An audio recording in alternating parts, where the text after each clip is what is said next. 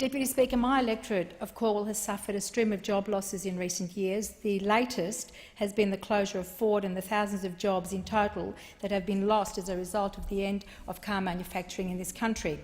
In addition, the alarming rise in insecure work, especially underemployment, casualised labour and depressed wages, is adding to the financial burden of people in my electorate who already have to deal with narrowing job opportunities. Deputy Speaker, if we look at the average unemployment rate under this government, which sits at 6% as compared to where the average unemployment rate sat at 5.1% under the previous Labor governments, we see an alarming rate of unemployed Australians. Today, some 700,000 people, many of them are members of my constituency. Underemployment, Deputy Speaker, is at its highest on record, with 1.1 million Australians desperately in need of more work but can't get it. Youth unemployment is double the national rate at 12.8%, and in my electorate of Cornwall, youth unemployment is double that at 23%, and in some cases as high as 26% and rising. In September, full-time employment fell by 53,000, the largest one-month fall since April 2011. Full-time jobs are down 112,000 since the beginning of this year, and part-time jobs are on the rise and now make up 1/3 of all jobs compared to the 10% they were in the 1960s. And if you look at the slowest wages growth on record, you begin to understand this government, Mr Deputy Speaker, is not interested in protecting and advancing the interests of working Australians. The people in my electorate understand loud and clear that this government is committed only to assisting the profit margins of big business at their expense.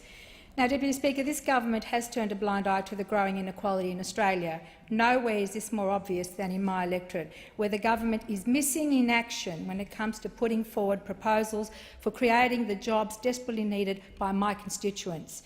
People in my electorate, Deputy Speaker, want more than smooth talking about innovation and start-ups.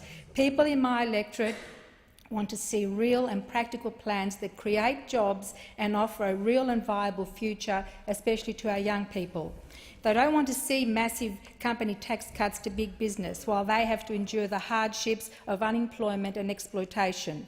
They want to see support for local manufacturing. They want to see support for genuine, good-quality training and retraining that leads to real jobs.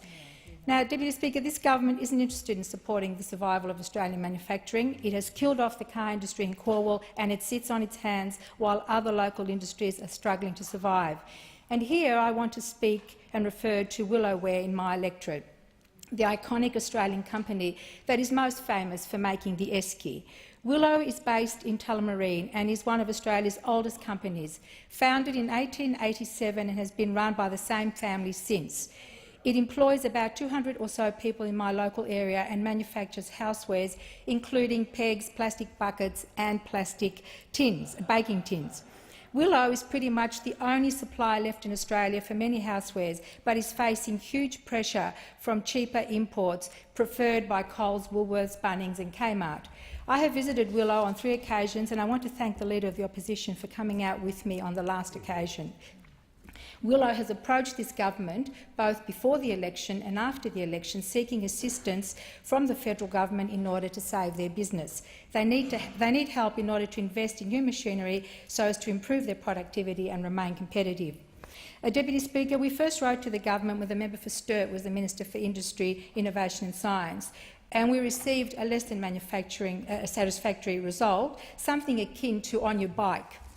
Willow is still waiting for a response from the current Minister for Industry. So too, Deputy Speaker, are the 200 people who rely on Willow's survival for their employment. Deputy Speaker, Labor has shown an interest in helping Willow in the same way that it has an interest and a commitment to helping working Australians by creating real and meaningful job opportunities. Unlike this government, Labor has a plan for our economy. We have a plan to grow full-time work and to improve my constituents' pay packets. Labor has a plan to protect workers from exploitation. Labor has a plan to tackle the growing misuse of 457 visas, but most of all, Labor believes in Australian manufacturing and believes that the path to employment and prosperity lies in investing in our economy for the good of all Australians, Deputy Speaker, not just the rich few.